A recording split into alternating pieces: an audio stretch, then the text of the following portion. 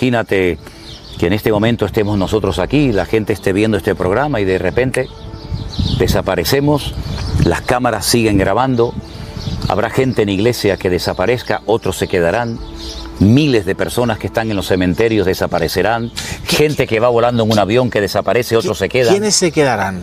¿Quiénes se quedarán? Porque claro, esta es una buena pregunta también. Mucha gente dice, no, es que se van a ir los que crean en el rapto, los que no crean se van a quedar. El otro día alguien me dijo que es todo lo contrario, el que se queda es el que cree y el que se va es el no creyente, ¿no?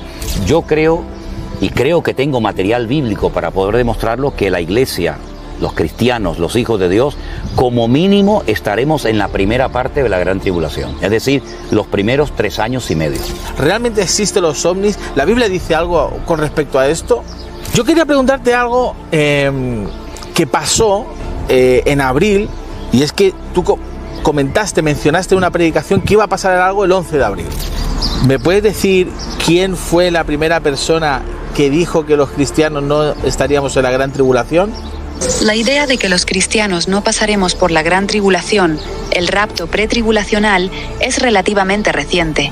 La persona que primero la popularizó de forma sistemática fue John Nelson Darby en 1827. Pero vamos a ver, pero es que da igual si el templo lo construyen allí o más acá o más arriba o más abajo, da exactamente igual. Es que algunos piensan que con la reconstrucción del templo, que se va a reconstruir, ya está todo solucionado. Y es que es al revés. Nosotros sabemos por la palabra de Dios que ese templo que va a ser reconstruido va a ser nuevamente profanado por un personaje que en el Nuevo Testamento recibe muchos nombres. El más conocido, por supuesto, el Anticristo, ¿no? Bueno, lo del 7 de octubre fue un pequeño botón de muestra de lo que profetiza Sofonías, de lo que profetiza el profeta Joel. Es decir, lo del 7 de octubre fue en una zona muy particular y concreta de Israel. Pero la Biblia profetiza algo a nivel nacional. Fíjate qué curioso, cuando viene el Papa a España, viene 6 días, el 6 de junio y en el 2026. Y la gente estaba diciendo 666. Algunas personas se pueden sentir ofendidas, ¿no?, por lo que voy a decir ahora, pero los datos que nos da la Biblia sobre una estructura religiosa que en los últimos tiempos apoyará al famoso Anticristo coinciden mucho con, por ejemplo, con la Iglesia Católica, con el Vaticano, ¿no? Sus representantes, la forma como visten, su liturgia y muchos símbolos que tienen, ¿no? Yo creo sinceramente que la Iglesia Católica tiene un poder de convocatoria, sobre todo en la figura del Papa, brutal. Yo voy a decir algo que a lo mejor a más de uno le puede chocar, ¿no? Incluso hasta se puede sentir, y lo entiendo, ¿no?, hasta ofendido, ¿no? Pero Israel está en pecado. Israel está en pecado. Israel ha rechazado en su inmensa mayoría al verdadero Mesías. Y les guste oírlo o no, les guste recibirlo o no, aunque ahora mismo se reconstruyera el templo de Jerusalén y multitudes de judíos subieran arriba a celebrar sus sacrificios, eso ya no sirve absolutamente de nada. Yo creo que el Anticristo, para que sea aceptado por el pueblo de Israel, como mínimo tiene que tener madre judía. Yo tengo la teoría de que en algún momento determinado los mismos que quieren destruir a Jerusalén van a destruir el Domo de la Roca y la Mezquita de Al-Aqsa, ¿no?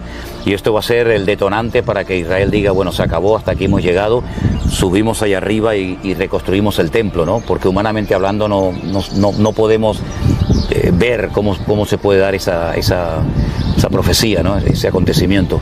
Pero lo que está bien claro es que Jerusalén es la ciudad más amada y más odiada por muchos. Todos la quieren, judíos, cristianos, musulmanes, todos la quieren, pero también muchos la odian. Aquí viene la pregunta del millón.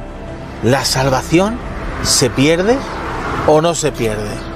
Glorifícate, Señor, a través de esta grabación, de este programa, y que oigamos de milagros, de vidas transformadas por el poder de Dios. Y todo lo pedimos con acción de gracias, en el nombre de Jesús. Amén y amén.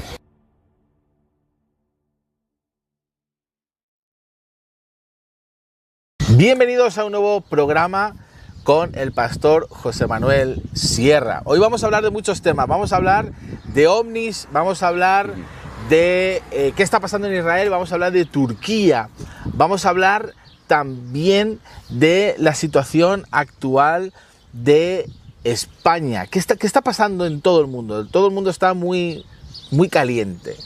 Y hoy, pues, tenemos aquí al pastor José Manuel Sierra. ¿Cómo estás? ¿Qué tal, Eliseo? Un placer, como siempre, estar contigo. Una bendición.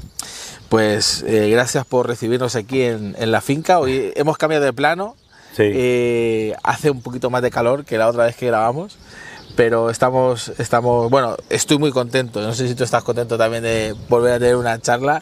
Sí, la verdad es que es una bendición porque yo me siento muy cómodo contigo y además los temas que tocamos pues son temas que a mí personalmente me gustan mucho y he disfrutado siempre contigo de estas entrevistas. Gracias una vez más. Pues vamos a empezar.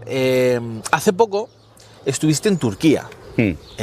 La situación de Israel era que no podías ir y decidiste ir a Turquía y estuviste mandándome fotos y me comentabas lo interesante que era Turquía, porque también tiene que ver con los últimos tiempos, en una parte, pero sobre todo tiene que ver con las 7 iglesias del Apocalipsis.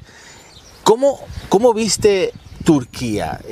¿Pudiste ver algo interesante? Muchas cosas interesantes. Creo que mereció la pena estar allí en Turquía con un grupo de aproximadamente unos 50 hermanos, que ya los conocíamos a la mayoría de ellos porque nos habían acompañado en otras ocasiones a Israel. Era la primera vez que íbamos a Turquía y la verdad es que nos llevamos una muy buena sorpresa porque vimos un país limpio, muy ordenado, con mucha historia bíblica. Nosotros en principio íbamos fundamentalmente a hacer el recorrido de las famosas 7 iglesias del Apocalipsis, que lo hicimos. Y en cada una de esas ciudades nos paramos y, en fin, leímos el texto bíblico y dimos muchas explicaciones y contamos lo que allí había sucedido. Pero aparte de eso, Turquía aparece como Asia Menor en el Nuevo Testamento y aparece en muchas ocasiones en el libro de los Hechos. Recuerden, por ejemplo, que Pablo era de Tarso y Tarso es una ciudad que existe en la actualidad y está en el sur de Turquía. Los Gálatas, los Colosenses. Luego también tienen que entender que Turquía es mencionada en el Antiguo Testamento como Togarma, una de las naciones que apoyará militarmente y probablemente económicamente también al anticristo, ¿no? Cuando se anime a atacar al pueblo de Israel. Allí estuvo Pablo, 2 años viviendo en la ciudad de Éfeso. Estuvo Timoteo, María, Juan y otros personajes bíblicos. La verdad es que merece la pena ir a Turquía porque hay mucha historia bíblica que contar. El país nos dio una muy buena imagen. Es un país precioso, es un país muy bonito. Hemos viajado en más de una ocasión, más de 10 horas en autobús de una ciudad a otra. Y la verdad es que no hay nada negativo que decir en cuanto al tema de Turquía. Es verdad que se nota que hay muchas mezquitas, pero la realidad es que la mayoría de ellas están vacías. Vimos a muchísimos turistas. Claro, hay muchos turistas que no pueden viajar a Israel y a países cercanos. Y Turquía es una opción, si quieres conocer mucho de la Biblia, muy buena. Yo sinceramente lo recomiendo. De hecho, ahora este año, otra vez en octubre, estamos organizando otro grupo que ya se ha llenado en muy pocas horas, con uno de nuestros pastores que le he pedido por favor que lleve al grupo a Turquía. Y es un lugar que me impactó muchísimo, la verdad, sobre todo el tema de las distancias que había entre las iglesias del Apocalipsis. Y sobre todo también me llamó mucho la atención que al no haber prestado atención a las amonestaciones, al llamado al arrepentimiento que el Señor le hacía a las iglesias, pues esas iglesias prácticamente han desaparecido. Pero hay una gran necesidad espiritual. Turquía es un país que tiene más de 90 millones de habitantes. Estambul, que no es la capital es Ankara, tiene 18 millones de habitantes y la gente es muy amable. La gente es muy amable, atiende muy bien a los turistas, se come de maravilla. Es un país relativamente económico y la verdad es que venimos muy contentos porque vimos que mereció la pena. Ya solamente por el tema de las 7 iglesias, ya honestamente se lo recomiendo a todo el mundo que vaya. Merece la pena. Y luego por otras muchas cosas, por ejemplo, fuimos a Capadocia, que no forma parte de las 7 iglesias del Apocalipsis, pero que son mencionadas En el día de Pentecostés, habitantes de Capadocia que se convirtieron allí con el mensaje de Pedro. Después Pedro les escribe una carta a los hermanos que vivían en Capadocia, en Bitinia, en Ponto, todos lugares de Turquía. Y Capadocia es espectacular. Capadocia es fue una ciudad subterránea donde vivieron miles y miles de hermanos nuestros que, huyendo de terribles persecuciones, vivían bajo tierra. Y Capadocia realmente es un lugar muy impactante, patrimonio de la humanidad. Y algo que vi allí por primera vez es el famoso olivo silvestre, del cual habla el libro de Pablo a los romanos. Y probé el fruto del olivo silvestre, que si lo puedes evitar, evítalo, porque para mí sabe horrible, pero pude ver el famoso olivo silvestre. Ya conocía el olivo real, el verdadero, ¿no? De hecho tenemos aquí algunos cuantos ahora, pero el olivo silvestre nunca lo había visto y mucho menos probado su fruto. Así es que mereció mucho la pena, sinceramente fue un tiempo muy bonito. Qué interesante. Y con respecto a los últimos tiempos, ¿pudiste, no sé, ver algo que te llamó la atención con respecto, no sé, a las 7 iglesias del Apocalipsis, que sabemos que en una medida tiene que ver también? ¿Pudiste ver algo que nos puedas contar específico que te llamó mucho la atención? Sí, antes de decirte lo que me llamó la atención referente a los últimos tiempos, tocante a Turquía, antes que se me olvide, el arca de Noé está en el monte Ararat. Dice que allí reposó el arca de Noé. ¿Y dónde está el monte Ararat? Está también en Turquía. Sí, que hay mucha historia que contar. Pero estando allí en Turquía, un día viendo la televisión en el hotel, vimos cómo Turquía ya ha adquirido misiles de largo alcance, con más de 6.000 kilómetros de alcance. Y yo me preguntaba, ¿para qué quiere Turquía estos misiles si es un país que no está siendo atacado, no está siendo amenazado por ninguna otra potencia, como podría ser Irán o cualquier otro país, ¿no? Bueno, yo creo que todo se está dando de tal manera que lo que nos parecía hace unos años o hace poco tiempo imposible de que se diera, pues Turquía se está armando hasta los dientes y está mencionando mucho en televisión, en tertulias, en radio, en prensa, el tema de Israel, el tema de Jerusalén.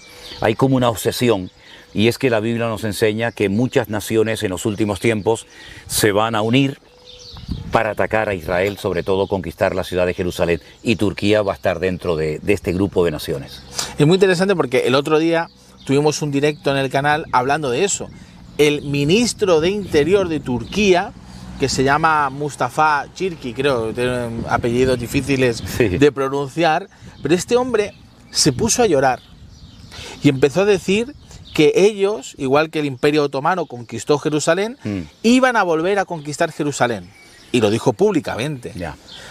Fíjate que Turquía ha sido un gran aliado de Israel. De hecho, fue el primer país musulmán en el 1949 en reconocer a Israel como nación.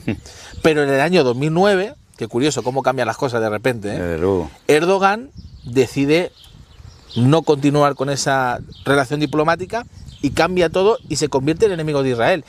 Y ahora el mensaje que están lanzando es lo que tú dices, quieren volver a conquistar Jerusalén, pero es una obsesión, porque ya es una obsesión. Y este hombre dice, cuando dice Inshallah en el nombre de Alá, dice que le pide a su Dios que le dé la oportunidad de ser gobernador de Jerusalén por un día. Pues tengo la sensación de que su Dios no se lo va a permitir, porque aparte de que su Dios no se lo va a permitir porque no puede, Dios tampoco lo va a permitir, porque lo que va a suceder en Jerusalén está escrito perfectamente en las Sagradas Escrituras y este señor nunca va a ser gobernador de Jerusalén. Eso te lo puedo asegurar con la Biblia en la mano. ¿Por qué tiene Turquía esta obsesión con Jerusalén? Bueno, no solamente Turquía, prácticamente todas las naciones árabes tienen una obsesión con Jerusalén, con Israel. De hecho, en muchas de esas naciones han digamos, orado a su Dios y han ayunado y han pedido durante años la destrucción, la aniquilación total del Estado de Israel. El otro día el mismo presidente Erdogan de Turquía dijo que Israel es una amenaza en Oriente Medio, ¿no? Y que hay que arrasarlos y hay que quitarlos de en medio. Es que todo esto está escrito. La palabra de Dios nos enseña que Israel llegará a un momento en el que va a ser atacado por todas las naciones de la tierra, y Jerusalén es una piedra. Dice la Biblia que el que caiga sobre Jerusalén pues será quebrantado, pero como esa piedra caiga sobre los que quieran destruirla serán quebrantados, ¿no?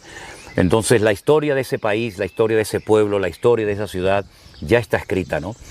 Pero para que se den ciertas y determinadas profecías, el odio, el rechazo, el repudio al judío, a Israel, a todo lo que huela a Sion, etcétera, etcétera, se tiene que dar, y de hecho se está dando, cada vez se está dando, pero en naciones como por ejemplo Estados Unidos. Estados Unidos fue un refugio para millones de judíos durante años, y Estados Unidos, Inglaterra, fueron ciudades refugio, como antaño, ¿no? Existían las ciudades Francia de refugio. también, ¿no? Francia, imagínate, pues están volviendo de una manera terrible, brutal contra los judíos, contra Israel, y están huyendo muchísimos judíos, ¿no? De Francia han huido muchísimos, de Estados Unidos también, porque se les está haciendo muy complicada la vida, muy difícil. En medio de todo esto, yo me hago la pregunta que es, ¿por qué Jerusalén es tan importante? Es decir, Bueno. porque para nosotros, bueno, tiene sentido, ¿no? Jerusalén es importante porque la Biblia lo enseña, conocemos las profecías que hablan de Jerusalén, pero ¿por qué los demás que no son cristianos, que no creen en lo que nosotros creemos, también ven Jerusalén como ese lugar sagrado, ese lugar que parece que todo el mundo tiene una obsesión con Jerusalén? Ya no hablamos de Israel, Ya. Jerusalén. Sí, hay un conflicto espiritual. El mundo espiritual es tan real como el mundo natural. Y hay una auténtica revolución en el mundo espiritual, donde se mueven los ángeles, los demonios, Satanás, etcétera, etcétera. De esto nadie habla, ¿no?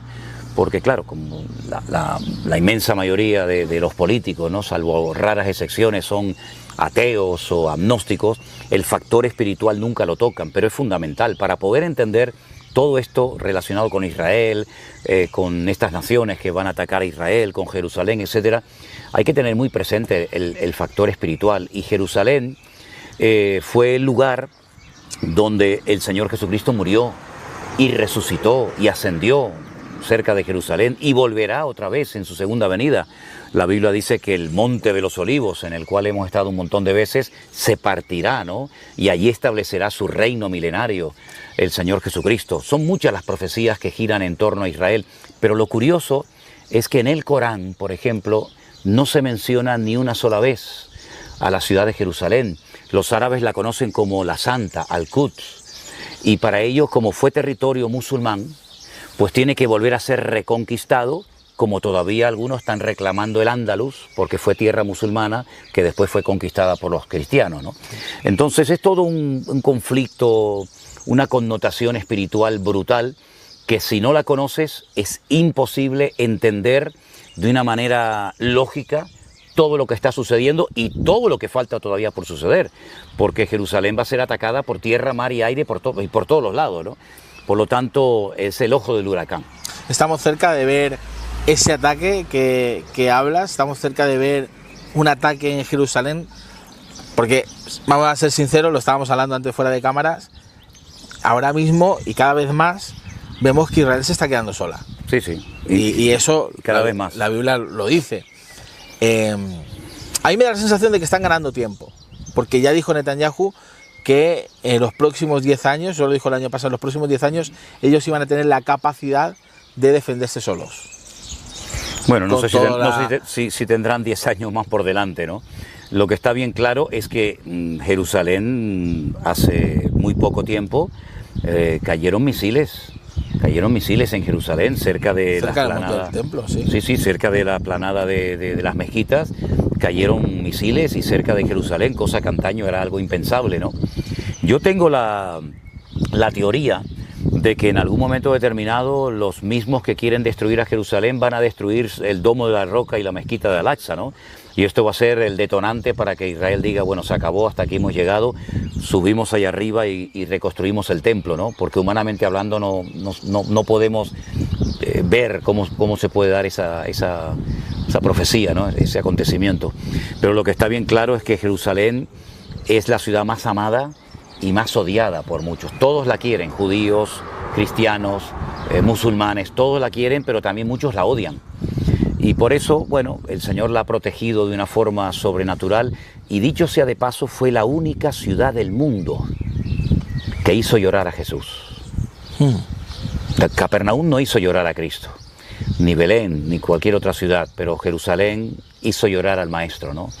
Y dijo, cuántas veces yo quise juntar a mis hijos, como la gallina junta sus polluelos, y no quisisteis, ¿no? Jerusalén, Jerusalén, que matas a los profetas y apedreas a los que yo te envío, ¿no? Y dice en el libro de Apocalipsis que la situación, el ambiente, la atmósfera espiritual de Jerusalén será tan terrible que será comparada con Egipto y con Sodoma. Es impresionante cómo se puede comparar esa ciudad, la ciudad del gran rey, la única ciudad que tiene más de 70 nombres diferentes en la Biblia, y que se compare en el libro de Apocalipsis, antes de la venida del Señor Jesucristo, a Sodoma y a Egipto. Qué descomposición espiritual se está produciendo en ese país, lamentablemente, ¿no? Bueno, ya que sacas el tema, lo quería sacar un poco más adelante, pero ya lo estás tocando. Has hablado de Sodoma, has hablado de la situación espiritual de Israel, y me toca hablar de esto. Yo sé que algunas preguntas, quizás la gente que nos ve puede decir, bueno, es que son a veces repetitivas, ¿no? Pero es que los acontecimientos, conforme van pasando, yo creo que merecen ser actualizados. Claro. Lo que hablamos hace un mes es que se queda obsoleto hoy, porque pasan tantas cosas que es increíble. Ahora, ¿cuál es la situación espiritual de Israel? Yo te hago la siguiente pregunta. Hace poco también veíamos que el evento LGTB más grande de Medio Oriente se iba a celebrar en Monte Sodoma. Y lo iba a celebrar organizado por Aaron Cohen, que Cohen viene del apellido de los coanitas, que son los sacerdotes. Ahora, esto mucha gente no lo ve como una provocación, sobre todo los que viven en Israel. Yo particularmente pienso que sí que es una provocación, sobre todo porque lo haces en el Monte Sodoma. No hay lugares en Israel para hacerlo, lo tienes que hacer ahí, ¿no? Ese evento a día de hoy no se ha producido, iba a ser a principios de junio, va a ser a 1 de julio. Aún no se ha producido, creo que ya están habiendo algunos eventos, pero va a ser más adelante. ¿Cómo ves la situación espiritual en Israel con estos eventos, todo lo que está pasando? ¿Cómo lo estás viendo? Bueno, yo voy a decir algo que a lo mejor a más de uno le puede chocar, ¿no? Incluso hasta se puede sentir, y lo entiendo, ¿no? Hasta ofendido, ¿no? Pero Israel está en pecado. Israel está en pecado. Israel ha rechazado en su inmensa mayoría al verdadero Mesías. Y les guste oírlo o no, les guste recibirlo o no, aunque ahora mismo se reconstruyera el templo de Jerusalén y multitudes de judíos subieran arriba a celebrar sus sacrificios, eso ya no sirve absolutamente de nada. Esa etapa de los sacrificios ya pasó a la historia. Dios siguió hablando y reveló su perfecta voluntad y centró en la figura de su Hijo, el Señor Jesucristo, en Yeshua HaMashiach, centró todo su amor y reveló totalmente su plan y su voluntad. Israel está en pecado, y prueba de ello que lo que pasó el día 7 de octubre demuestra que Dios ha tenido y sigue teniendo una misericordia inmerecida hacia Israel, porque Israel está constantemente provocando a Dios. Se ha llenado de rezos, se ha llenado de toda una religiosidad, pero en el fondo no hay una verdadera espiritualidad. Tú puedes ver, por ejemplo, en esas marchas que acabas de mencionar, a muchísimos judíos con su kipá, con sus tefilín, etc. Es una auténtica provocación a Dios. Y ni siquiera como judíos 100% están viviendo de acuerdo a la palabra. Entonces es como tratar de decir, bueno, somos un país abierto, tolerante, somos un país abierto a cualquier desorden o pecado, porque es la manera de que nos puedan aceptar. Pero para caerle bien a la gente, lo que estás haciendo es que le estás provocando a tu Dios, al Dios de Israel, ¿no? El cual ha hablado muy claramente en su palabra, y es una auténtica provocación. Lo del 7 de octubre, ¿quién lo permitió? ¿Quién permitió que pasara lo del 7 de octubre? Dice la Biblia, si Dios no cuida de la ciudad, en vano vela la guardia. El país con un sistema de vigilancia, con el Mossad, con el Shin Bet, con tanta tecnología, no fue capaz de defenderse de personas que venían, muchos de ellos en motos, caminando, hicieron auténticos estragos y murieron muchísimas personas de unas maneras crueles. ¿Quién permitió todo eso? Dios no se enteró, Dios no permitió que Israel fuera atacada. El diablo puede hacer lo que quiera, aunque no le tenga que pedir permiso a Dios. Israel está en pecado. Israel está en desobediencia permanente delante de Dios. Y te digo algo más, Israel se ha vendido a los Estados Unidos. Tenemos historias en el Antiguo Testamento, en la Tanaj, muy interesantes, donde por ejemplo Sennacherib quiso entrar a Jerusalén, quiso destruir el país, y el rey en aquel momento que estaba en el trono se humilló delante de Dios, buscó ayuda en Dios, no en los hombres, y el Señor desbarató el ejército del enemigo. Hoy en día Israel no puede hacer eso. Hoy en día Israel depende de los Estados Unidos, y lo que le diga el señor Trump es lo que pueden hacer, y si le dice que no haga algo, no lo hacen. ¿Para qué Israel tiene que recurrir a los hombres, a los Estados Unidos, a pedir ayuda? Pues porque saben que no tienen 100% el respaldo de Dios, desde el presidente hasta el más pequeño. Yo sé que lo que estoy diciendo, si lo están escuchando gente en Israel, estarán ahora mismo a punto de tirarme piedras, pero a mí me da exactamente igual. Israel está fuera de la voluntad de Dios, y hasta que el país no caiga de rodillas y busque de verdad, de corazón a Dios, y pidan perdón por los pecados que han cometido, porque da la impresión como que Israel no tiene nunca que arrepentirse de nada.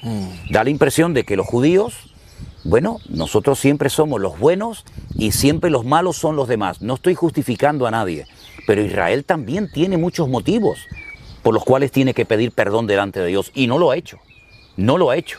Entonces, bueno, el ambiente espiritual en Israel lamentablemente es muy triste que esa peregrinación o ese día de marcha del orgullo gay se celebre allí en Israel como que no pasa nada. Bueno, muy bien, no pasa nada.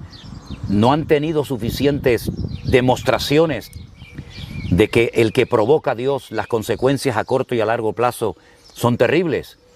Pues parece que no se han dado cuenta. Pues por eso la Biblia dice que peores cosas vendrán al país e incluso a la ciudad de Jerusalén. Lo dice la palabra de Dios, no lo digo yo.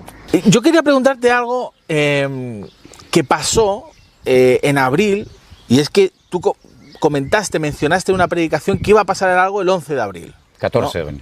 El 14 de abril. Sí, 11 o 14. O el 11 de abril. Sí, por ahí, sí. Y mucha gente decía, no, es que iba a pasar esto, iba a pasar lo otro, hubo muchos comentarios. Pero al final parece como que no pasó nada, y yo quiero, no sé si quieres explicar qué es lo que pensabas que iba a pasar ese 11 de abril. Mira, en aquellos días estaba pendiente el tema de si Estados Unidos e Israel atacarían o no a Irán, ¿vale? En aquellos días se estaba celebrando, si no recuerdo mal, la fiesta de... Pues si no era la de Purim, podía ser la fiesta de la Pascua, una de las dos. Entonces yo, leyendo el libro de Daniel, me di cuenta de que hay fiestas en la Biblia que empezaron de una manera y terminaron de otra. Es decir, empezaron como de una forma muy triste, pero sin embargo terminaron con una alegría espectacular. Por ejemplo, la fiesta de Purim empezó así, ¿no?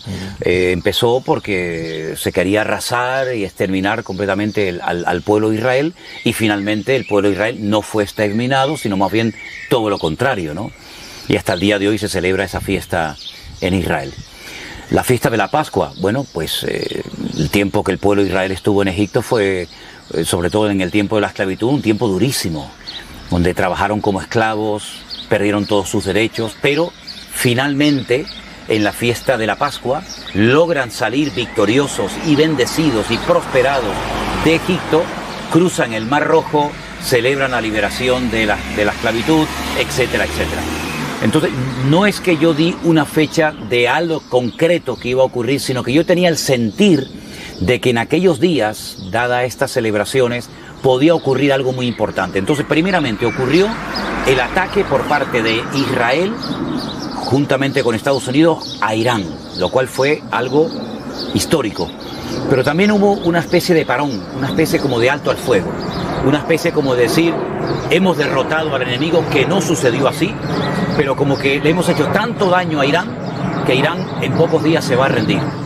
Sabemos que Irán no se ha rendido, que todavía todo esto sigue, digamos, latente, pero yo tenía el sentir de que podía volver a repetirse la historia de empezar una guerra, un conflicto con tristeza, con muerte, con desesperación y finalmente en una contundente victoria. Pero desde mi punto de vista faltó un ingrediente fundamental y fue ese arrepentimiento genuino y sincero por parte de los que tenían que haberse arrepentido, que no lo hicieron, y lamentablemente se troncó una vez más la historia.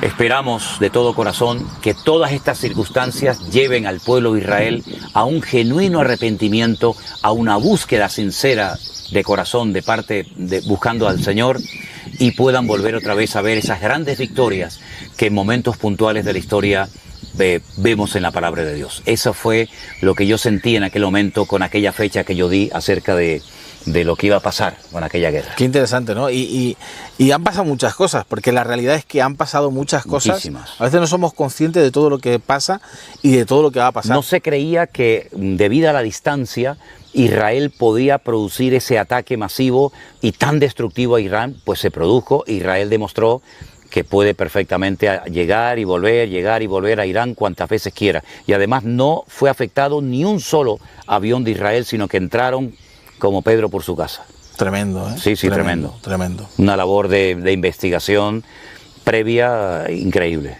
Tú siempre hablas acerca de un quebrantamiento espiritual en Israel. Siempre dices, se tiene que producir un quebrantamiento espiritual en Israel, y no lo he visto, que va de acuerdo con lo que estás diciendo. Y aún yo no lo he visto. No, es que ni yo ni nadie.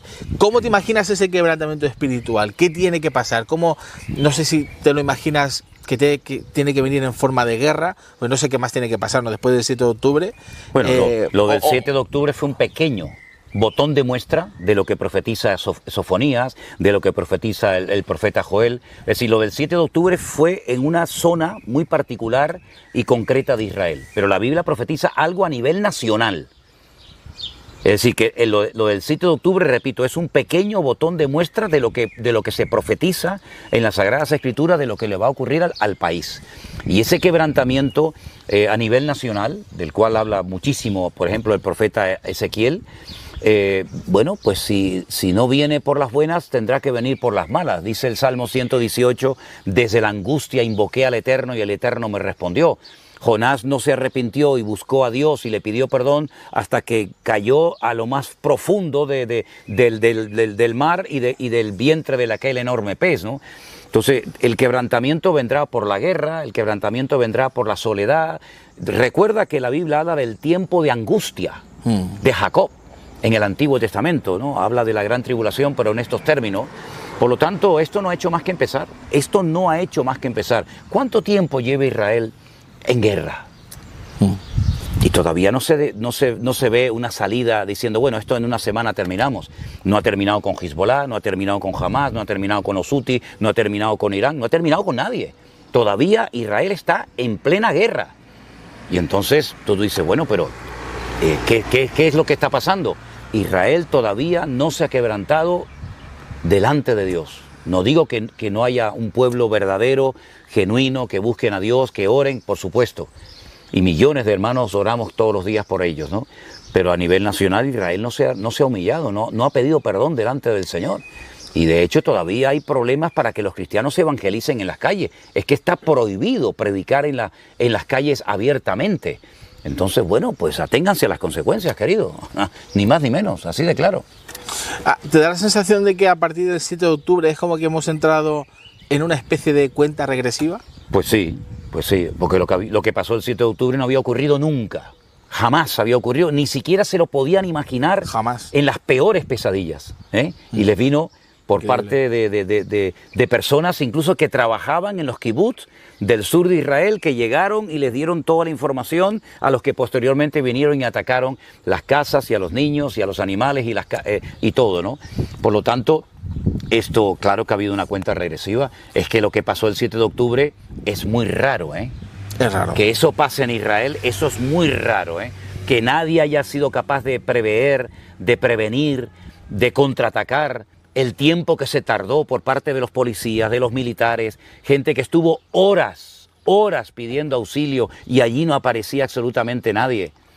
Es raro. Eso es muy extraño. Israel es muy pequeño y de un punto a otro como mucho hay media hora y tardaron más de hora y media en llegar. Ya. O sea, que hay cosas que son quizás, bueno, pueden ser como una excusa para todo lo que está pasando. Puede ser. Bueno, ¿no? a lo mejor a alguien le interesaba que ocurriera algo así, aunque se le fue de las manos, evidentemente, ¿no?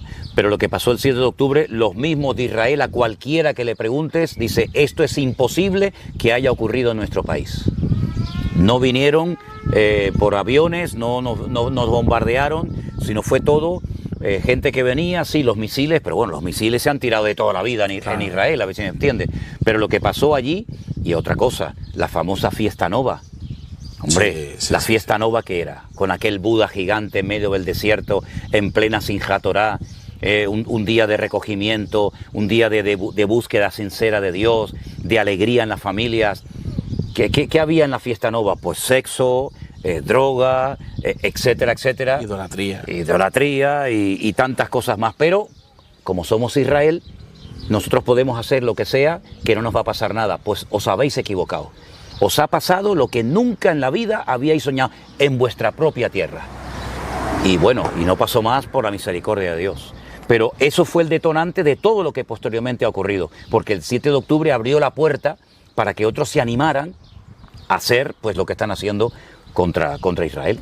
Israel, la realidad es que no ha terminado de momento con ninguno de los enemigos que le rodean. Con ninguno. Hezbollah sigue liándola. Y los de Hamas no han entregado las armas. Y los hutíes de vez en cuando están ahí. Y Irán sigue estando ahí. Por lo tanto, aquí lo que está bien claro es que al no haber un quebrantamiento nacional, al no haber un arrepentimiento genuino, pues las puertas siguen estando todas abiertas, totalmente abiertas.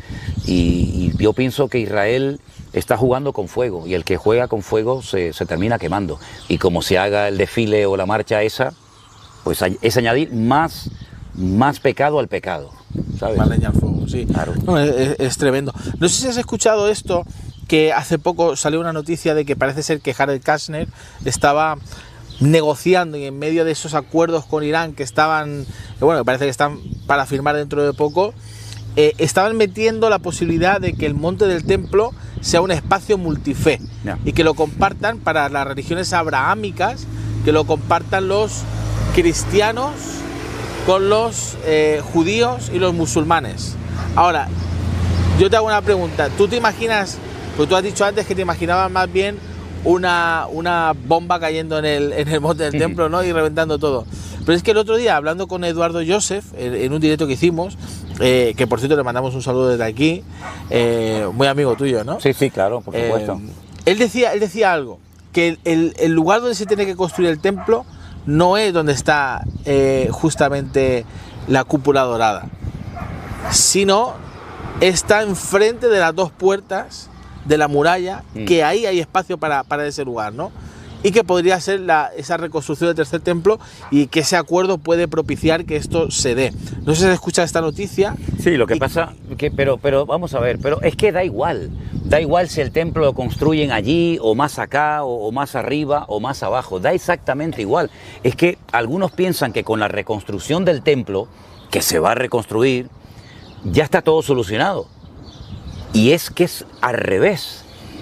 Nosotros sabemos por la palabra de Dios que ese templo que va a ser reconstruido va a ser nuevamente profanado por un personaje que en el Nuevo Testamento recibe muchos nombres. El más conocido, por supuesto, el anticristo, ¿no? Que Juan lo llama así, pero Pablo, por ejemplo, lo llama de otra manera. La reconstrucción del templo va a añadir más problemas a los problemas que ya tienen, porque piensan que con la reconstrucción del templo se recupera esa gloria perdida que nunca más volverá. Porque la gloria de Dios no va a venir en forma de edificio, va a venir en forma de persona.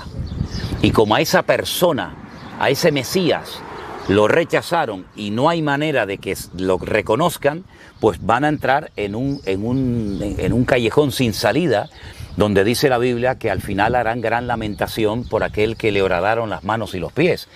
Entonces, la reconstrucción del templo es más desorden al desorden.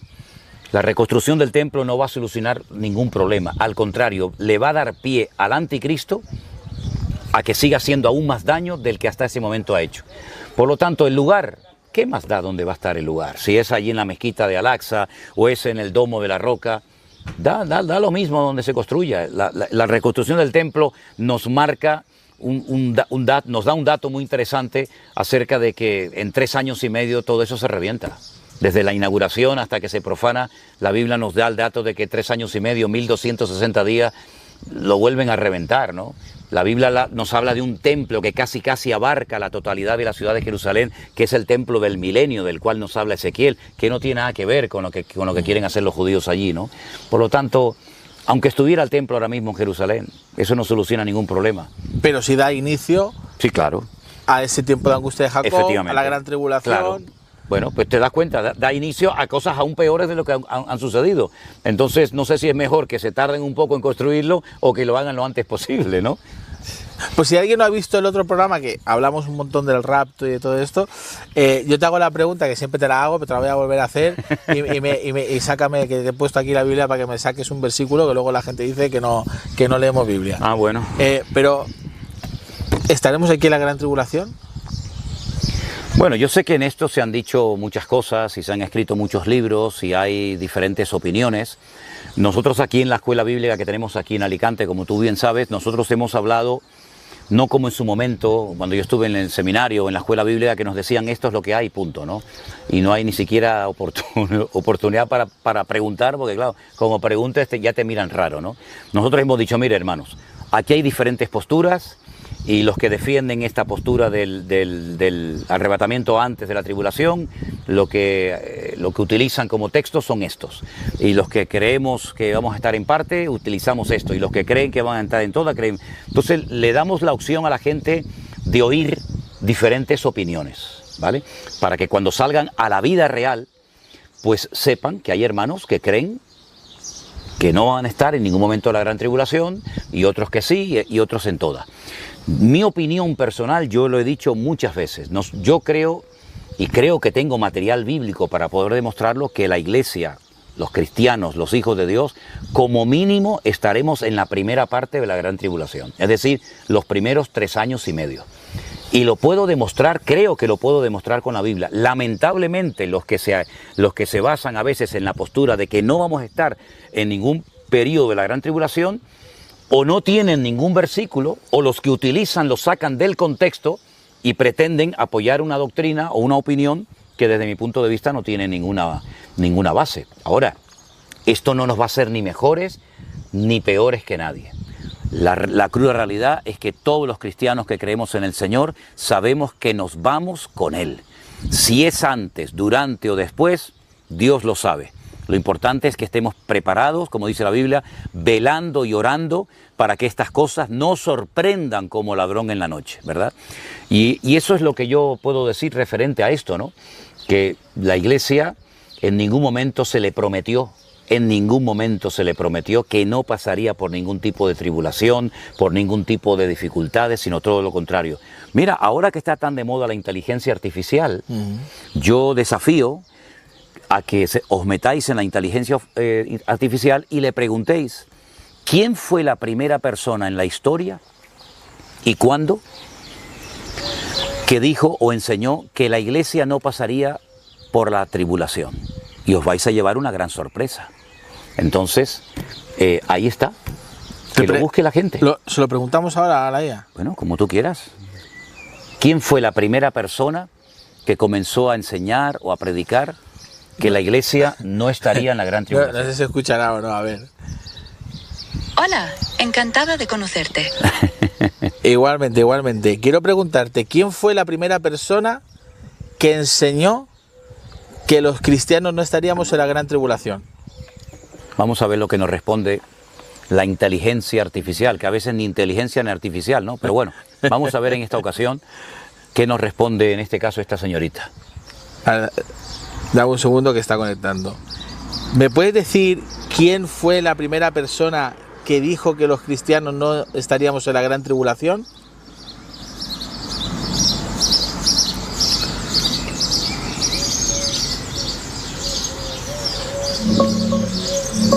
Lo está pensando. La idea de que los cristianos no pasaremos por la gran tribulación El rapto pretribulacional es relativamente reciente. La persona que primero la popularizó de forma sistemática fue John Nelson Darby en 1827. Algunos mencionan antes a Morgan Edwards en 1788, pero fue Darby quien la integró en un marco teológico completo y la difundió ampliamente. ¿Quieres que te cuente un poco más del contexto? ¿Qué te parece? Interesante, ¿no? Increíble. Entonces, vamos a ver, hasta el siglo XIX los cristianos ni se planteaban no pasar por la tribulación. Es que era normal para un cristiano que nos persiguieran. Es más, ¿por qué no nos están persiguiendo? ¿Por qué no se meten con nosotros? Bueno, ahora sí en España se está metiendo más con nosotros, ¿eh? Bueno, pero también te voy a decir algo, ¿eh? Y digo esto con todo respeto. Yo admiro, de hecho nosotros los chicos de la escuela bíblica tienen la tarea, la responsabilidad de salir todas las tardes a evangelizar. Claro, está siendo una experiencia para ellos maravillosa. De hecho, el viernes vino aquí una persona de la calle con un quebrantamiento total, aceptó al Señor. El domingo vino otro también. Y todos los días están saliendo a evangelizar a las calles de aquí, de Novelda, de Alicante, ¿no? Y claro, hablan con ateos, con religiosos, con todo tipo de personas, ¿no?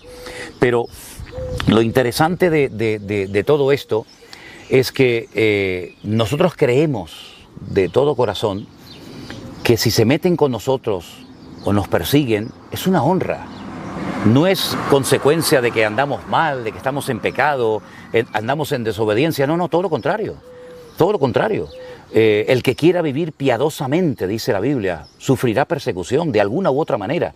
Entonces, los que están saliendo, y es a lo que iba, las personas que a veces salen en el internet, que salen a evangelizar, lo digo esto de verdad con todo mi respeto. Primero, mi admiración por el valor que tienen, pero sería bueno que se dejaran asesorar, porque a veces son muy malos evangelizadores. Quieren hacer función de evangelistas sin serlo, y lo que hacen es que vacunan a la gente en contra del evangelio, porque a veces ni saben hacerlo bien y a veces son hasta pesados. Entonces, la buena intención no es suficiente. Nosotros estamos enseñando cómo se hace evangelismo personal. Y como es muy difícil en principio acercarse a una persona así que no te conoce, hemos elaborado una encuesta. Hemos hecho una encuesta utilizando la visita del Papa recientemente a España, concretamente a Madrid, Barcelona y las Islas Canarias, y con esa encuesta han salido a la calle a preguntarle a la gente una serie de cosas. Y ha sido interesantísimo, ¿no? Cómo la gente responde, unos a favor, unos en contra, y hay que aprender a evangelizar. Ahora, cuando una persona no es un evangelista y se para en una estación de metro o se para en la calle y comienza a evangelizar sin ser evangelista y sin saber hacerlo bien, se produce la reacción contraria. Entonces caes pesado, comienzas a dar 200 versículos que eso a la gente le entra por un oído y le sale por otro. Entonces, una cosa es un evangelista que se para en una plaza, en una calle, donde sea, y Dios lo respalda porque es un evangelista, y otra cosa es un hermano que quiere evangelizar y se pone a predicar en un metro sin saber hacerlo adecuadamente. Entonces yo creo que deberían de tener la humildad de decir, oye, ¿cómo hago si quiero evangelizar en el metro? ¿Qué tengo que hacer y qué no tengo que hacer? ¿Qué es lo que tengo que decir en una plaza cuando voy a evangelizar? Porque si no eres evangelista, lo que tienes que hacer es evangelismo personal. Y si eres un evangelista, pues lo que tienes que hacer es lo que muchos intentan hacer y lamentablemente lo hacen mal. Entonces, paso a veces vergüenza ajena, Alicer, te lo digo sinceramente. Paso vergüenza ajena porque veo a gente muy motivada, con muchas ganas, pero lo están haciendo al revés de cómo se tiene que hacer. Y de hecho, no hay resultados. Al contrario, salen en televisión como los pesados, salen en televisión como las sectas de ultraderecha, y entonces lo que están haciendo es que están vacunando a la gente en contra del evangelio. Ahora, cuando se hace algo con calidad, cuando se hace algo con una buena organización, cuando se hace algo con un buen léxico, cuando se hace algo bien hecho, te podrán criticar, pero no pueden cuestionar lo bien que se ha hecho el evangelismo, como por ejemplo ahora el acto evangelístico que se ha hecho en Madrid. ¿Quién puede cuestionar la visita de este hermano que ha venido y ha hecho algo con una organización maravillosa? Pero el evangelismo personal no es fácil, ¿eh? Hay que saber hacerlo, y lamentablemente muchos cristianos no saben hacer evangelismo personal, no saben, incluso algunos nunca lo han hecho. No, y si vamos a la iglesia primitiva, el evangelismo se hacía en las casas. La gente venía unos con otros y la gente, aparte que era llena del poder de Dios, porque esa es otra. Yeah. Si no estás lleno del Espíritu Santo, puedes hablar muy bien, pero si no lo hacemos con él, yo es creo imposible. que estamos viviendo en un país muy particular. España es, bueno, el eslogan, ¿no? Spain is different, ¿no?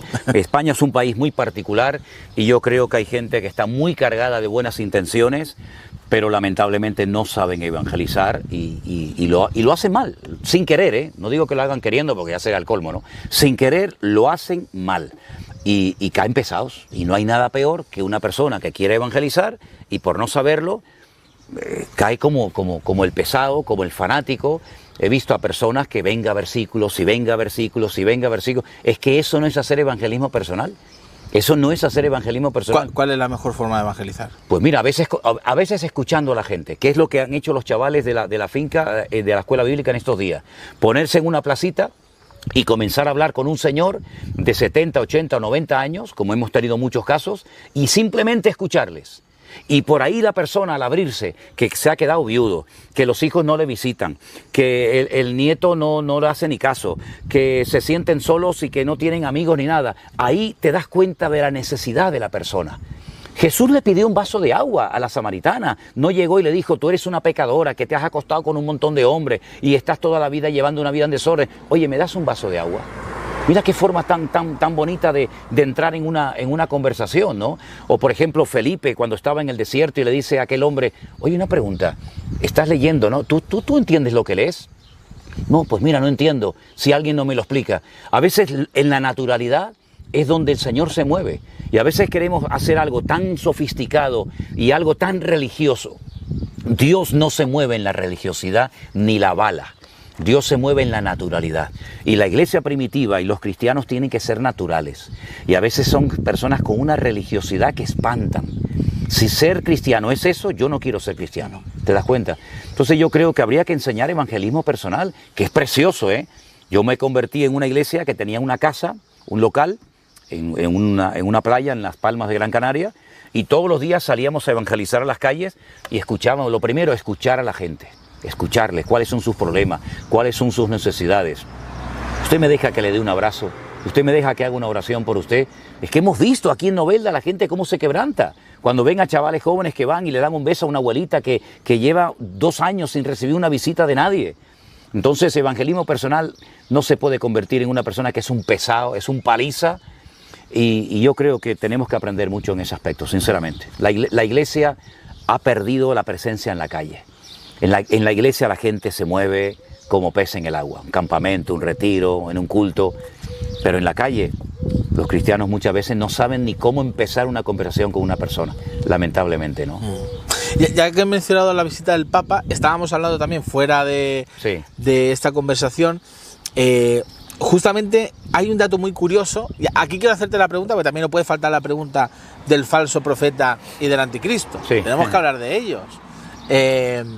Pero yo quiero preguntarte, porque hay gente que está diciendo que últimamente mucha gente está con esto de las fechas y de los símbolos y bueno, mucha gente joven está empezando como a tener mucha inquietud de que hay algo, porque hay cosas que dicen no son coincidencia. El otro día un cantante muy famoso y un joven creador de contenido, un youtuber muy famoso, también argentino de 23 años, falleció justamente ayer, de 23 años, se chocaron unos helicópteros y falleció. Vaya. Y todos los jóvenes estaban, pero viendo la coincidencia, porque salía en su parabrisas la fecha 14 de junio, 14 del 6, que fue ayer, que cuando murió. Tremendo. Y la gente está diciendo que hay coincidencias, como que hay algo, ¿no? Hay algo. Y justamente hablando de estas coincidencias, fíjate qué curioso que cuando viene el Papa a España, viene 6 días, el 6 de junio y en el 2026. Y la gente estaba diciendo 666.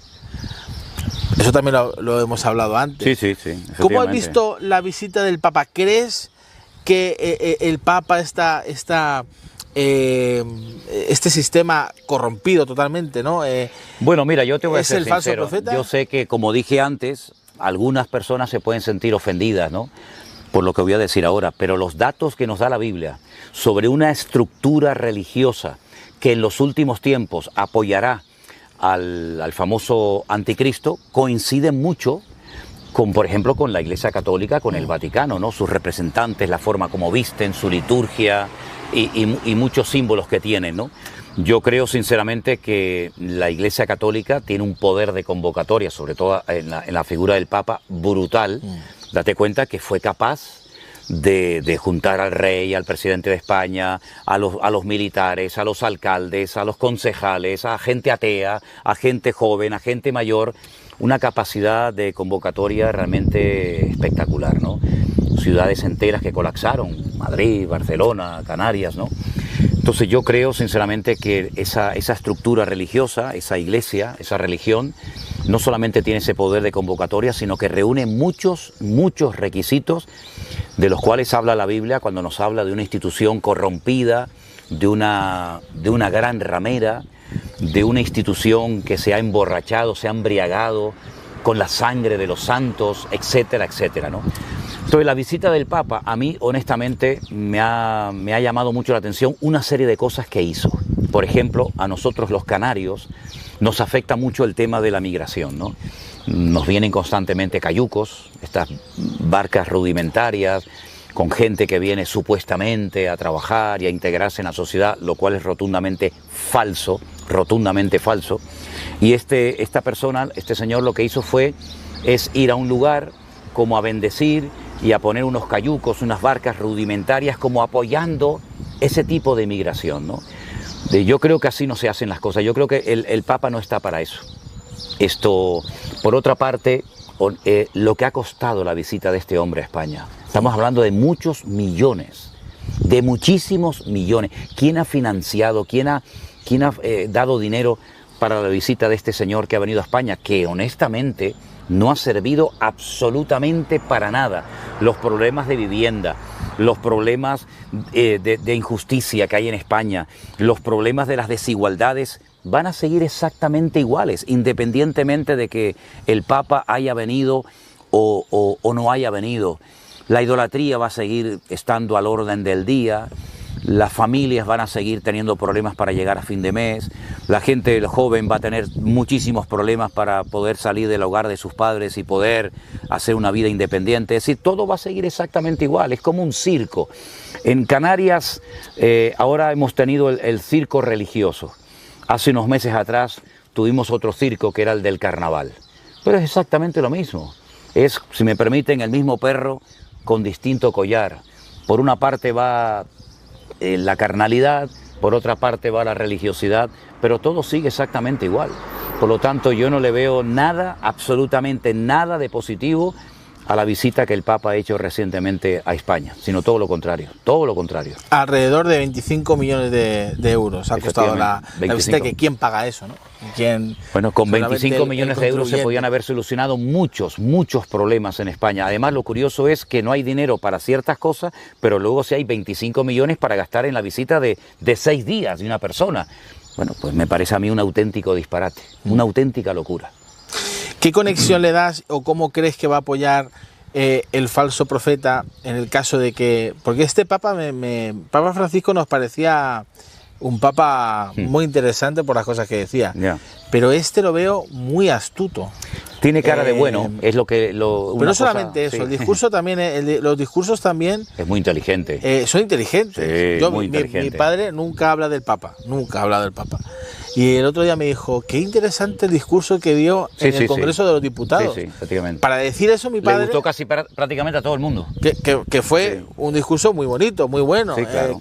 Y encima, en medio de esa, ¿verdad?, de esa plataforma donde hay tantos partidos que supuestamente España es aconfesional. Ya. Supuestamente. Pero el Papa da un discurso en el Congreso de los Diputados, precisamente. Bueno, ¿no te parece, tío, cómo conectas tú el tema del falso profeta, este Papa León, con el anticristo? ¿Qué apoyo le dará? ¿Cómo será una estructura en que le dé pie o sea necesaria? Ya hemos visto que músculo tiene, fuerza tiene. Sí, total. Y yo creo que si hay una religión fuerte en el mundo, esa institución es la Iglesia Católica. Lo ha Ninguna demostrado. otra religión mueve No hay. lo que mueve la Iglesia Católica con su respectivo representante, con el Papa, ¿no? Ni el Islam, ni el budismo, ni el hinduismo, ni el judaísmo, en absoluto. La Iglesia Católica tiene todavía mucho peso, mucha fuerza, tiene un propio país. Es que él es jefe de Estado. No fue recibido, dicen algunos, como Papa, sino como el jefe del Estado Vaticano, ¿no?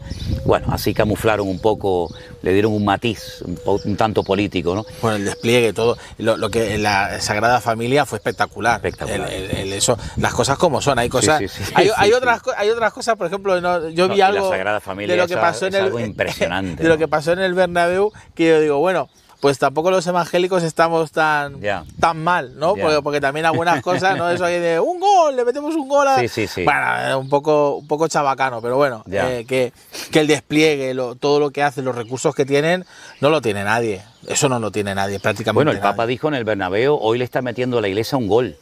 No sé exactamente a qué se refería. ¿A quién? Él dijo, el que mete un gol en este estadio, porque por lo visto dice que es madridista y tal, se hace famoso y es algo muy importante. Tú también eres madridista, Sí, ¿no? yo claro, sí, pero pasa que está fatal. Pero bueno, ¿qué vamos a hacer? No, ahí no estamos de acuerdo. No, pero lo estoy pensando, estoy pensando. a ver. Siempre puede venir al Barça. Sí, bueno, vamos a ver. Siempre hay una opción. Tú sigue orando. Entonces, el asunto es que el falso profeta va a apoyar 100% al anticristo. Es que le interesa apoyarlo, porque este tipo de institución siempre se ha puesto del lado del que gobierna. Da igual del partido o del matiz o del color que sea, siempre a lo largo de la historia. ¿Y cómo se va a quedar ausente? ¿Cómo se va a quedar fuera de lo que va a ser este político con una influencia mundial, ¿no? Pero al final le sale el tiro por la culata, porque la Biblia dice que el anticristo se vuelve y la despedaza, ¿no? El anticristo se va a volver contra todo lo que es objeto de culto, contra todo lo que mencione a Dios, tanto que él se sienta en el templo de Dios, haciéndose pasar por Dios, ¿no? Así que le va a salir mal la jugada. Esa asociación que hacen durante un tiempo al final le sale mal. Y le tiene que salir mal, porque Dios es un Dios justo. Y tarde o temprano esta institución tendrá que pagar todo el daño y la sangre que ha derramado. De eso no se habla, ¿no? Pero la historia está ahí. Y nosotros los cristianos evangélicos, no solamente de España, sino del mundo entero, sabemos perfectamente que esta institución nos intentó borrar de la faz de la tierra durante siglos. Gracias a Dios no lo consiguió, ¿no? Incluso nos llaman los hermanos separados, ¿no? Pero la Iglesia Católica, junto con la monarquía española, intentó arrasar con el protestantismo en Europa de una manera brutal, utilizando la fuerza bruta, utilizando métodos, terribles. Y eso está ahí, y eso lo sabe todo el mundo, o deberían de saberlo. Qué tremendo, ¿eh? Sí, total.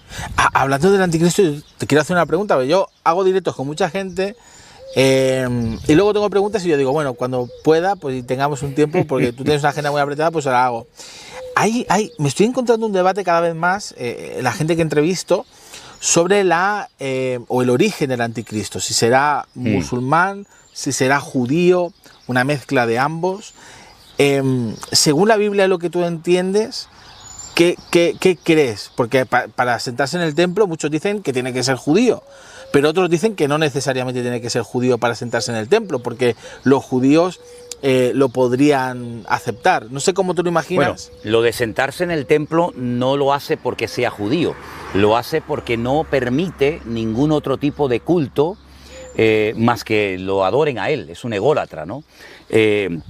Yo creo que el anticristo, para que sea aceptado por el pueblo de Israel, como mínimo tiene que tener madre judía, porque si no los judíos nunca lo van a aceptar. Israel se vuelca y apoya al falso Mesías, al anticristo, ¿no? Puede ser de madre judía y de padre árabe, por ejemplo, ¿no? Que en Israel hay mucha gente que su padre es árabe y su madre es judía, o viceversa, ¿no? Yo creo que el anticristo tiene que tener, como mínimo, ya digo, madre judía para que sea aceptado por el pueblo de Israel. Además hay datos muy significativos. Por ejemplo, en el libro de Daniel, hablando del Dios verdadero, dice que no honrará al Dios de sus padres, sino que cambiará ese culto por el Dios de las fortalezas, nos lo dice en el libro de Daniel. Yo creo que el anticristo hay un momento en el que él reniega del Dios de sus padres, de la fe verdadera, y comienza a adorar a otros dioses, pero en el fondo lo que él quiere es que lo adoren a él. Él dice que se sienta en el templo de Dios haciéndose pasar por Dios. Es que ya hay otro pasaje en la Biblia donde dice que también alguien quiso sentarse en el trono de Dios y fue Satanás, ¿no? Fue Luzbel. Entonces el anticristo yo creo que tiene que tener mucho de judío para que el pueblo de Israel lo acepte. Si no, nunca van a aceptar a un gentil como si fuera su Mesías. Qué tremendo esto, ¿eh? Sí. Yo quiero hacerte otra pregunta. Esta es muy interesante. A ver. Va con relación a los ovnis. En los tiempos que corren ya esto se ha vuelto normal, pero sabemos que Donald Trump, por una entrevista que le hicieron a Obama, él dice que va a desclasificar unos archivos para decir, oye, los ovnis existen. Que yo me gustaría que la gente pusiera en comentarios, en la descripción, si cree que los ovnis existen o no. A ver, la opinión de la gente. Pero yo te hago esta pregunta. Con toda esta información que ha salido de que los ovnis existen, ¿no te da la sensación de que esto realmente es como para justificar el rapto? ¿Realmente existen los ovnis? ¿La Biblia dice algo con respecto a esto? En la Biblia hay momentos en los que parecen ovnis, lo que ahí sucede, ¿no? Tenemos, por ejemplo, en el libro de Ezequiel, parecen unas naves con ventanas, con ruedas que se mueven por aquí y por allá, ¿no? Tenemos el caso del carro de fuego de Elías. Hay momentos en los que los ufólogos, ¿no? los que son apasionados de este tema, parece como que ven en la Biblia ovnis, ¿no? Pero yo te quiero compartir un versículo donde Dios, el eterno Dios, dice lo siguiente. Está en Jeremías capítulo 10, versículo 2, y dice: así ha dicho el Señor, no aprendáis el camino de las naciones, ni de las señales del cielo tengáis temor, aunque las naciones las teman. Aparecerán señales en los últimos tiempos que van a confundir a más de uno y a muchos les va a atrapar, ¿no? Porque son cosas muy llamativas, muy interesantes. La Biblia no presta atención a vida en otros planetas. La Biblia es un libro que habla de la vida en este planeta, de la relación de Dios con la raza humana en el planeta Tierra. Si hay o no hay vida en otros planetas, si hay extraterrestres, la Biblia guarda silencio en cuanto a eso. Pero lo que sí creo es que el diablo, Satanás, que es un ser tremendamente astuto, sabe perfectamente que habrá un momento en la historia de la humanidad en la que van a desaparecer millones y millones de personas, tanto vivas como personas que estuvieron muertas durante años. ¿Cómo justificar esa desaparición? Bueno, puede ser que se diga, ¿no?, que los ovnis, que los extraterrestres se han llevado a millones de personas y la gente pues va a aceptar el hecho de que es lo que ha ocurrido. Mi pregunta es: ¿por qué Trump en este momento de la historia quiere totalmente desclasificar esos archivos secretos, ¿no? ¿Cuál es el objetivo? ¿Qué hay detrás de esto? ¿Qué es lo que pretende este hombre con esta desclasificación de estos archivos? Bueno, yo creo que probablemente ni él lo sepa, ¿no? Pero el diablo está preparando todo para que cuando, ya digo, se produzca el arrebatamiento, la traslación de la iglesia, de los creyentes, la gente, digamos, que diga: esto no tiene nada que ver con Dios, ni con la Biblia, ni con las profecías, sino que estos han sido los extraterrestres. Y puede ser que todo esto sea la preparación, ¿no?, para este acontecimiento que va a ser, sin lugar a dudas, algo impresionante. Pablo dice: he aquí os digo un misterio, Esto es algo que nunca nadie lo ha revelado ni explicado. No todos dormiremos, pero todos seremos transformados en un momento y en un abrir y cerrar de ojos. Entonces ahí la Biblia nos habla acerca de este acontecimiento tremendo, que hay algunas pinceladas. Por ejemplo, en el Antiguo Testamento, cuando dice la Biblia que Enoc desapareció, ¿verdad? Es curioso, ¿no? ¿Por qué desapareció? ¿A dónde se lo llevó Dios? Entonces, el arrebatamiento de la iglesia está profetizado en la Biblia. Ya sé que hay algunos que dicen que esto no existe, que no se va a producir, pero la palabra de Dios es muy clara en cuanto a esto, y es una esperanza y una fe y una confianza absoluta que tenemos los creyentes de que vamos a poder formar parte en vida, si Dios lo permite, del arrebatamiento de la iglesia. ¿Y cómo te lo imaginas? Porque la palabra original es zarpazo, ¿no? Es un zarpazo. Un zarpazo, ¿no? Que rápido, ¿no? Va a ser en un algo... momento y en un abrir y cerrar de ojos, por decir así, será algo instantáneo, algo prácticamente inmediato, ¿no? Imagínate que en este momento estemos nosotros aquí, la gente esté viendo este programa y de repente desaparecemos, las cámaras siguen grabando, habrá gente en iglesia que desaparezca, otros se quedarán, miles de personas que están en los cementerios desaparecerán, gente que va volando en un avión que desaparece, otros se quedan. ¿Quiénes se quedarán? ¿Quiénes se quedarán? Porque claro, esta es una buena pregunta también, mucha gente dice, no, es que se van a ir los que crean en el rapto, los que no crean se van a quedar. El otro día alguien me dijo que es todo lo contrario, el que se queda es el que cree y el que se va es el no creyente, ¿no? Alguien me dijo algo así, ¿no? Que se queda el bueno y se va el malo. Mi opinión ¿Quién es, se queda? Yo creo que el que se queda es el que no recibió a Cristo en su corazón como su Salvador personal. Esto no tiene nada que ver con ser evangélico o católico, ni mucho menos, sino que el Señor Jesucristo nos enseña que los muertos en Cristo resucitarán primero, y dice Pablo, y luego nosotros, los que vivimos, los que hayamos quedado. Luego la primera resurrección de los muertos en Cristo se produce al mismo momento de los que están en Cristo con vida. Entonces los que se van son los mismos que recibieron a Cristo cuando murieron y lo aceptaron, ¿verdad? Y los que se quedan a pasar el resto de la gran tribulación son los que no recibieron nunca a Cristo en su corazón como su Señor y Salvador personal, lo cual no quiere decir que no tengan opción a salvación, pero no recibieron a Cristo en ese momento. Claro, pero tú has dicho algo, tú has dicho en la iglesia, que esta también, esta imagen viene de la película esta de Dejados Atrás. Sí, la he visto. La has visto. Sí, sí.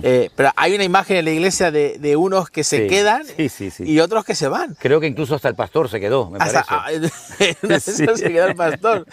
Entonces, ¿eso qué quiere decir? ¿Que en la iglesia hay gente que lleva años pero que no es creyente, o cómo funciona eso? Bueno, es que nosotros damos a veces por hecho que todos los que están en la iglesia son convertidos. Y no necesariamente. De hecho, esto se da mucho en gente que se crió en el Evangelio. Hijos de pastores, hijos de hermanos, que fueron desde pequeñitos llevados a la iglesia por la madre, la abuela, la tía y tal. Y el chaval o la niña sabe de la Biblia, vamos, se la sabe de memoria, pero nunca tuvo un encuentro, una experiencia personal con Cristo, ¿no? Porque como alguien dijo, Dios tiene hijos, no tiene nietos, ¿no? Entonces puede ser que una persona haya estado toda la vida en la iglesia, pero no nació de nuevo. La Biblia dice que el que no nace de nuevo no puede entrar ni ver el reino de los cielos. Y hay gente en las congregaciones que se quedarán porque eran religiosos, conocían la Escritura, pero no conocían al Dios de la Escritura, ¿no? Como también hay gente que no va a la iglesia, que van a ser llevados a la presencia del Señor, ¿no?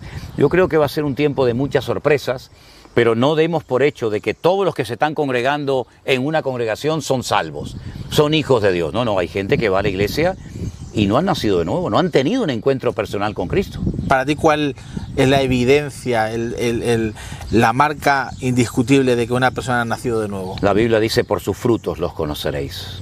Tiene que haber un fruto, una manifestación de la presencia de Cristo en esa vida. La Biblia dice que el que está en Cristo es nueva criatura, no practica el pecado, que es diferente a que no peca, cuidado, no practica el pecado, y el fruto que se tiene que manifestar en nuestra vida está bien claramente establecido en la Biblia, ¿no? Amor, gozo, paz, paciencia, benignidad. Hay gente que oran como cristianos, que alaban como cristianos, pero no han tenido ese encuentro, esa experiencia personal con Cristo. Ahora, el Señor sabe, ¿no?, hasta qué punto una persona es salva o no es salva. Yo no creo en una salvación progresiva. Yo creo en una salvación instantánea. Yo no creo que hay gente que se va salvando poco a poco. Oye, o eres o no eres salvo. Se salvó un poquito, pero qué poquito, ¿no? Los brazos y las piernas, pero todavía el corazón y la cabeza no. Yo creo en una conversión instantánea. Creo que hay una obra progresiva. Creo que hay gente que va oyendo la palabra y la fe viene por oír y por oír la palabra de Dios. Pero la salvación es instantánea. O eres o no eres, o estás conmigo o estás contra mí, ¿no? Entonces, tal vez sería bueno comenzar a evangelizar dentro de la iglesia, porque a lo mejor nos llevamos muchas sorpresas creyendo que todos son salvos y habrá muchos que no son todavía convertidos. Aquí viene la pregunta del millón, porque me la has puesto en el pie y votando. Viene la pregunta del millón. La gente, cuando escucha todo esto del arrebatamiento, unos se quedan, otros se van, solamente se queda el que no es realmente salvo porque no cree y no es creyente, y la evidencia, y muchas cosas de, oye, ¿y quién son salvos y quién no? Aquí viene la pregunta del millón. ¿La salvación se pierde o no se pierde?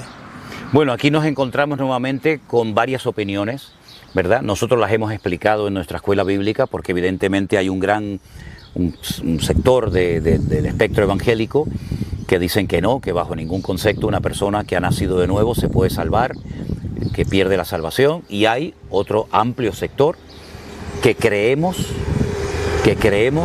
que la salvación, así como se obtuvo, también se puede perder.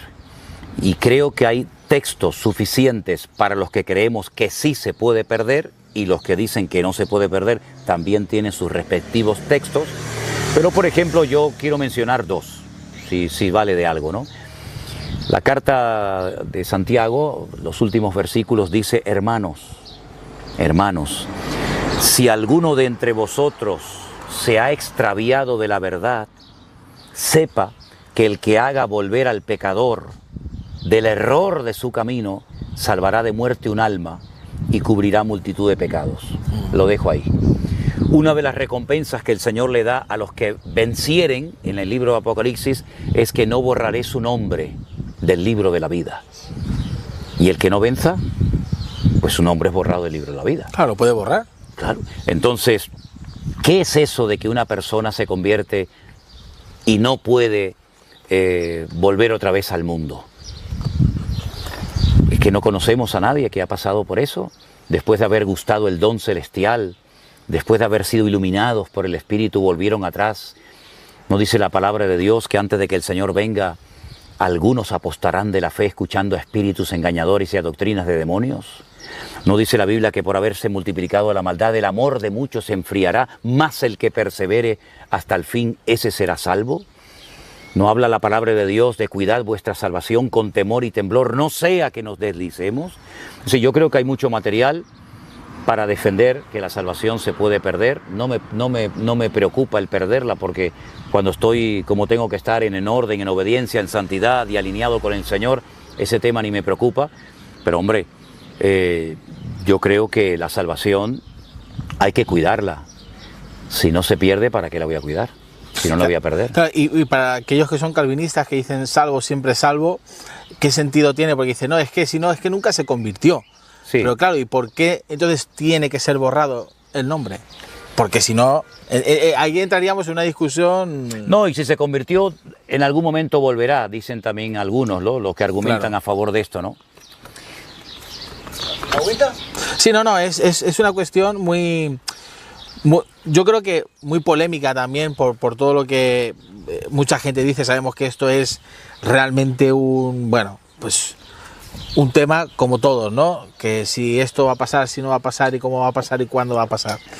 Pero yo creo que yo estoy contigo, yo creo lo mismo, yo creo que hay suficientes textos que apoyan. A mí me pasó una anécdota muy curiosa en Bolivia, en la ciudad de Santa Cruz de la Sierra, cuando fuimos a abrir un comedor social y llegamos a tener a más de 275 niños comiendo todos los días, gracias a las ofrendas y aportaciones y al trabajo de muchos hermanos, que incluso nos fuimos por ahí a lavar coches para alimentar a esas criaturas ahí en Bolivia. Me llegó un día un pastor mientras atendíamos a los niños, que aparte de comida era ropa, era zapatos, etcétera, era estudios y tal. Pastor, ¿usted cree que la salvación se pierde? Y le dije, mire hermano, yo he hecho un viaje muy largo y estamos haciendo un esfuerzo muy grande para dar de comer a estos niños que estaban al lado de su iglesia y usted ni se había enterado que estaban ahí, como para yo venir aquí ahora a discutir si la salvación se pierde o no se pierde. A usted lo que debería darle un poquito de vergüenza de tener a estas criaturas ahí abandonadas en la puerta de su iglesia y usted pretender que yo me ponga aquí ahora a hablar de teología. Así que estoy muy ocupado atendiendo a esta gente y por favor, yo no he venido a Bolivia, a su país, a hablar de este tema, ¿no? Nosotros no vamos a estar discutiendo sobre este tema. Nosotros sabemos a lo que Dios nos ha llamado y a lo que Dios nos ha llamado. Tenemos mucho trabajo, tenemos mucha gente que atender y discutir de aspectos teológicos en los cuales probablemente nunca nos pongamos de acuerdo, honestamente, ni me apetece ni tengo tiempo para hacerlo, sinceramente. Hablando de todo lo que estamos hablando, del fin, de lo que siempre hablamos, yo te hago la siguiente pregunta. Para todos aquellos que tienen miedo, hay mucha gente, Sí. Manolo, que tiene miedo, que cuando escucha estas cosas tiene pánico, no miedo, pánico. Y yo, incluso hay gente que me ha dicho, amigos, que escuchando un directo mío, que yo también le pongo una musiquita de fondo que algunos dicen que es la música de la Gran Tribulación, ¿no? Ya le han puesto nombre. Vaya. Pero la gente incluso ha parado el coche y se ha puesto a llorar y ha entrado en pánico. Y yo le digo, no os pongáis en pánico porque estas cosas tienen que pasar y no sabemos cuándo van a pasar. Pero no es para que tengamos pánico, sino esperanza. Y yo te hago una pregunta, ¿cómo nos preparamos para el fin de los tiempos? Bueno, yo creo que el ser tocado, el ser quebrantado, el llorar por la palabra, es hermoso, es necesario. Este país nuestro ha perdido el temor de Dios, el respeto a Dios, a su palabra, ¿verdad? Y nosotros somos un pueblo que tiene un mensaje poderoso, pero un mensaje que puede llevarte a la vida, y es un mensaje que si lo rechazas te puede llevar a la condenación eterna, ¿no? El objetivo no es meterle miedo ni pánico a la gente, sino ese respeto a Dios que te haga recapacitar y te lleve al arrepentimiento. Dice la Biblia que hay una tristeza que lleva a la muerte, pero hay una tristeza, hay una congoja, ¿verdad?, que te lleva a buscar a Dios en un sincero y genuino arrepentimiento, ¿no?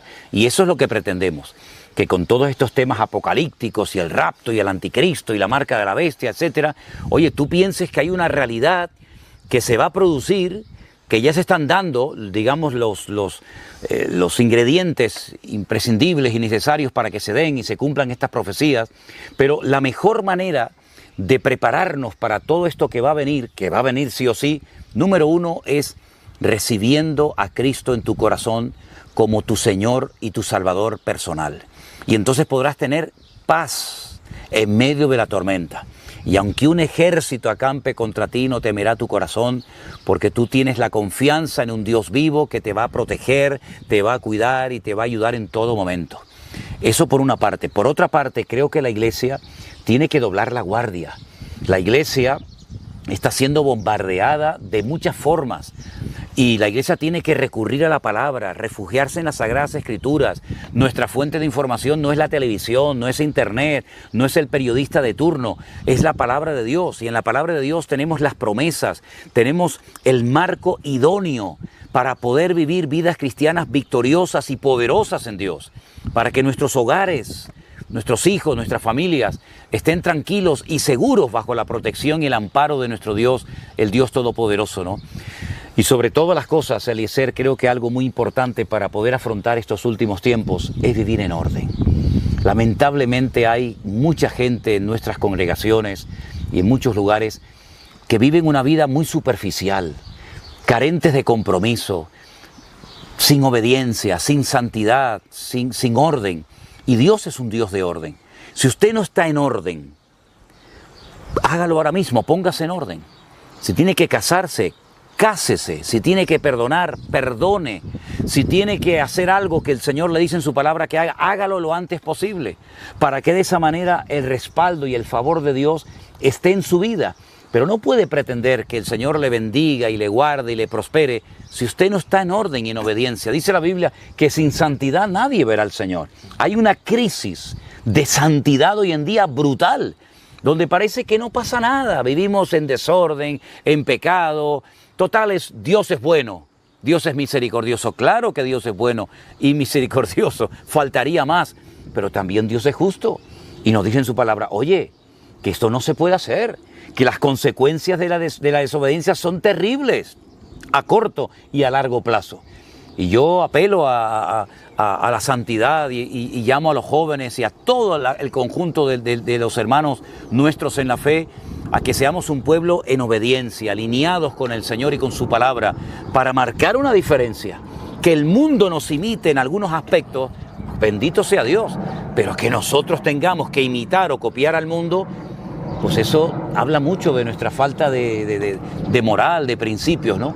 Entonces, yo pienso que esa es la mejor manera de vivir, apegados al Señor, agarrados a Él y a su palabra y descansando en el Señor. Encomienda al Señor tu camino, confía en Él y Él hará. Y así vamos a poder vivir y dormir en paz con la bendición del Señor en nuestras vidas. ¿Qué te parece si hacemos lo siguiente? Dos cosas. ¿Qué te parece si puedes hacer un llamado de salvación? Amén. Y que la gente pueda hacer la oración de fe. Y luego orar también por aquellos que están enfermos, por aquellos que están con alguna dolencia. Claro que sí. Y vamos a bendecir a todos los que nos están viendo pues, ahora. Me parece estupendo. Yo quiero dirigirme ahora a todas las personas que de alguna manera han sido encaminadas y han encontrado este programa, ¿no? Este canal, donde hemos hablado evidentemente de muchas cosas, pero queremos en este momento darle a usted la oportunidad de decirle al Señor: Señor, perdona mis pecados. Yo te quiero recibir en este momento como mi Señor y mi Salvador personal. Creo que tú moriste por mí en la cruz y yo te recibo en este momento como mi Salvador personal. Me rindo a ti y quiero pedirte fuerzas para seguirte el resto de mi vida. Y también queremos orar, Padre, por todos los necesitados, hermanos que probablemente estén pasando momentos difíciles, delicados en la salud. Tú eres un Dios de milagros y creemos en un Dios de milagros. Señor, glorifícate y manifiéstate ahora, sanando, Señor, esas enfermedades incurables que para el hombre son imposibles, pero para Dios no son imposibles. Glorifícate, Señor, a través de esta grabación, de este programa, y que oigamos de milagros, de vidas transformadas por el poder de Dios. Y todo lo pedimos con acción de gracias en el nombre de Jesús. Amén y amén. Que Dios les bendiga a todos ustedes y gracias, Eliezer, por estar una vez más juntos. Gracias a ti, de verdad que yo aprendo muchísimo. Aparte también, yo quiero contar algo. Yo cuando conocí al pastor Manolo me dio miedo. Porque lo veía como una persona que me imponía mucho, cuando el carácter, ¿verdad? Así como serio y tal. Y luego es gracioso, es simpático, es un hombre de Dios. Es un hombre de Dios y rebosa del Espíritu por todas. Cuando tú estás con alguien que rebosa de Dios, se nota, se siente. De verdad que gracias y de verdad que es una tremenda bendición. Tenemos que hacer algo. Estoy pensando en hacer algo, no sabemos en qué fecha, pero hacer una conferencia de los últimos tiempos. Opa, sería muy... Ahora voy a la República Dominicana, iglesias enormes. Y el contraalmirante de la República Dominicana, un militar, imagínate, de un nivelazo tremendo, han organizado una conferencia para miles de personas sobre los últimos tiempos. Pues creo que va a ser algo tremendo. Vamos a hacer una en Alicante. Con la posibilidad de preguntar incluso a la gente. Sí. Que pregunte a la gente, ¿no? Vamos a hacer una en Alicante, ya os diré la fecha, tú vendrías, ¿no? Sí, si tú me invitas, yo no tengo problema. Lo invitamos, ¿no? Dejad en comentarios si queréis que hagamos esto o no. Si vemos mucho apoyo, lo haremos. Bueno. Que el Señor os bendiga mucho, ya sabes, suscríbete, dale me gusta y nos vemos en el siguiente programa. Un abrazo. Igualmente.